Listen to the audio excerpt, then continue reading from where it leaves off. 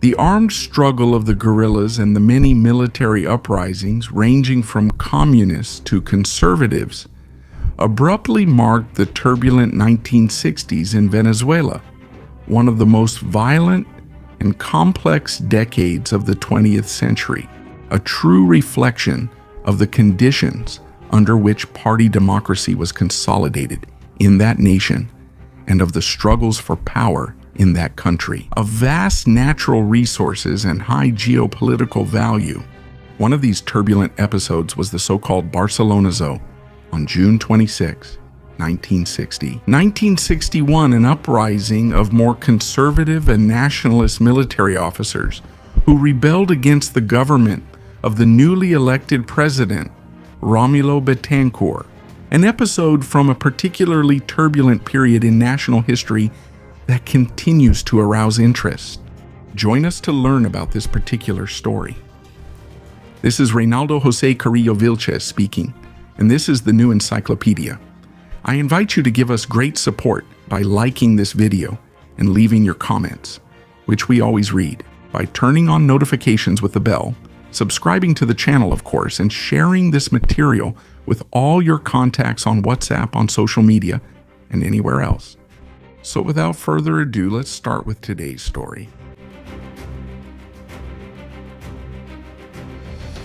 To understand the reasons behind the military uprising in Venezuela, known as the Barcelonazo, we have to go back a few years in the recent history of that turbulent Venezuela of 1961. After President Marcos Pérez Jiménez left power on January 23, 1958, a provisional government junta was established in Venezuela, beginning a transition process from an autocratic form of government to a party-based democracy, led by the former political opposition to Pérez Jiménez. The leaders of this party-based democracy were, in turn, closely supported by the United States of America for reasons of geopolitical and economic interest, especially in the context of the emerging Cold War. One of the most notable figures of the political opposition to Pérez Jiménez, who was widely known both inside and outside Venezuela, was the leader of the Democratic Action Party, Rómulo Betancourt.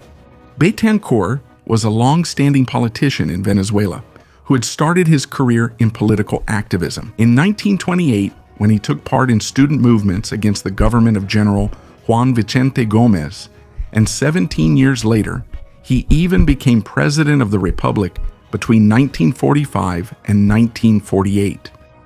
After rising to power through a coup d'etat in alliance with military officers and leading the period known as the three-year ADECO period.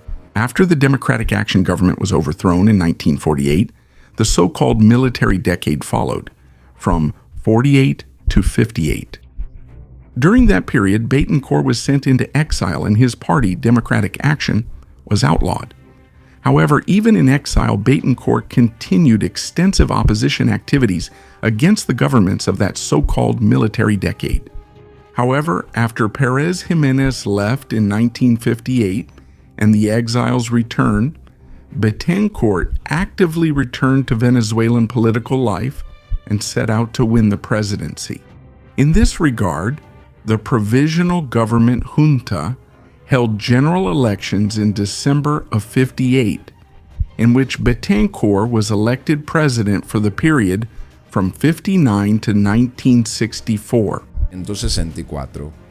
And shortly after taking office for what would be his second presidency of the Venezuelan Republic, Betancourt began to face various problems. First of all, Betancourt inherited a difficult economic situation due to the measures implemented by the Provisional Government Junta, headed by Larrazábal. In 1958, immense state resources were squandered, and the momentum and economic growth came to a halt. The momentum and economic growth that Venezuela had been developing since the governments of the military decade. On the other hand, revolutionary left-wing groups that viewed Betancourt's closeness to the United States and American capital with suspicion began to gain strength in Venezuelan political life. In that sense, A noticeable distrust and suspicion also began to develop between Betancourt and a large part of the military establishment, especially among those coming from the tradition of Andean hegemony and the new national ideal.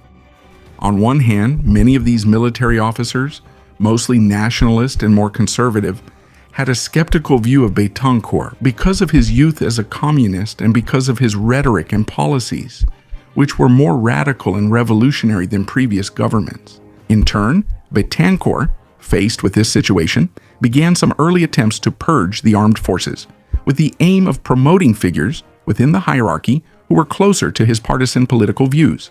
In this criterios político-partidistas sense, the first real military conspiracies against Rómulo Betancourt's regime began to arise within the armed forces, originating at first from more conservative and nationalist sectors.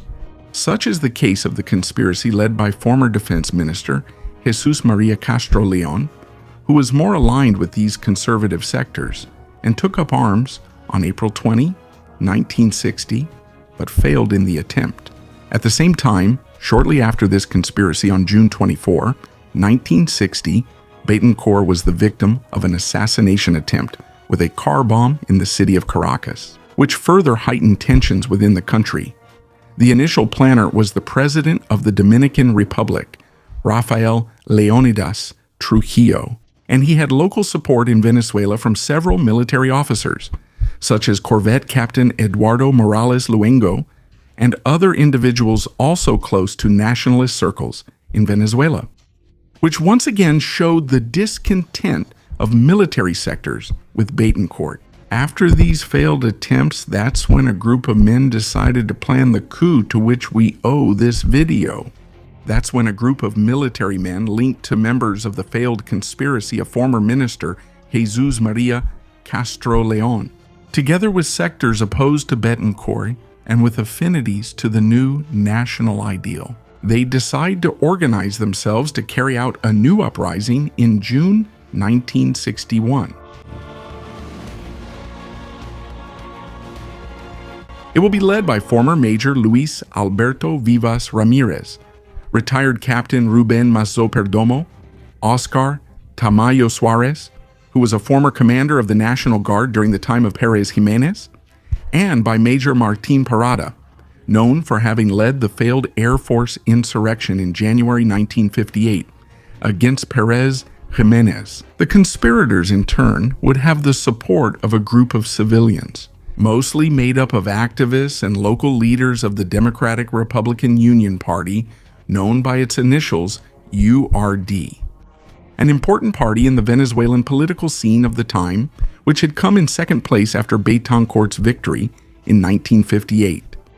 This new insurrection plan at first would consist of capturing the aforementioned barracks, the Pedro María Freites barracks in Barcelona, Anzoátegui, and then wait for other uprisings in different areas of Venezuela, such as Caracas, Maturín, Ciudad Bolívar, and La Guaira, from where they will try to gather support from the Marine Infantry Battalion of that city. Well, with the plan agreed upon, all the loose ends tied up, and the insurrection prepared, the conspirators will begin their operations in the early hours of Monday, June 26, 1961. Thus began the so-called Barcelonazo. As planned, at 4 in the morning, the coup plotters take over the Pedro María Freites barracks in the city of Barcelona. They achieve this goal after delivering a false message to the barracks commander through Tesalio Murillo, in which he is instructed to go to Caracas to receive a supposed recognition for his services.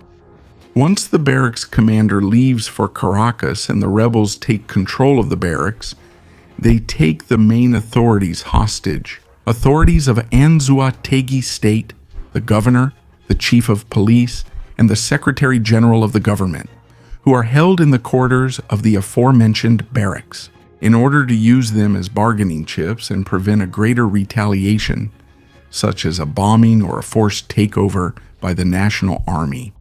As the hours went by, the 250 troops in the barracks were ready to continue with the conspiracy.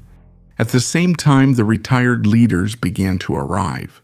People like Luis Alberto Vivas, Ruben Mazzo, Oscar Tamayo, and Martín Parada, who are in charge of commanding the deployment of troops to the state government headquarters and the headquarters of the Acción Democrática and COPE parties. And what about the areas surrounding Barcelona? At the same time, about 100 civilians are given access to the barracks, provided with weapons and uniforms in order to pose as soldiers. The conspiracy seemed to be going well. However, news started to arrive indicating otherwise.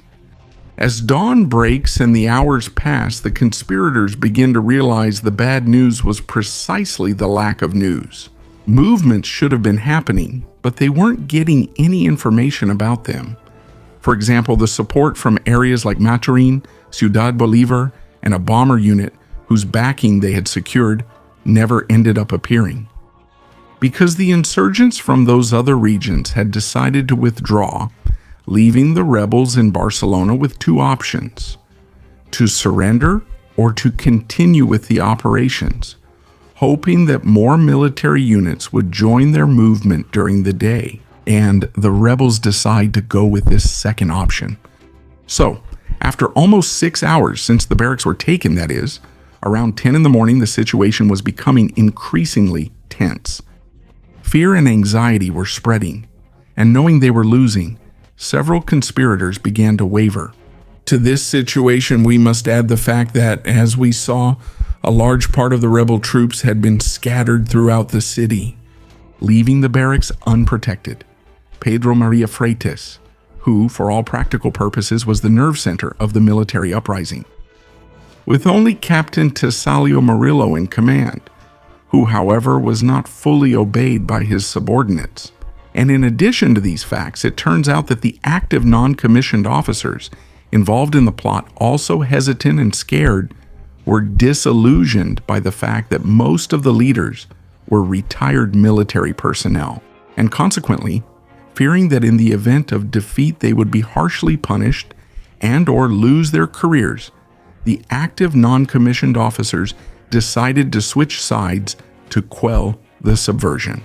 Thus, these non-commissioned officers went on to command other soldiers, who by this point were already disaffected with the plot, to start a shootout that in just 15 minutes left a toll of 18 dead, 19 wounded, and more than 100 detained, according to official estimates.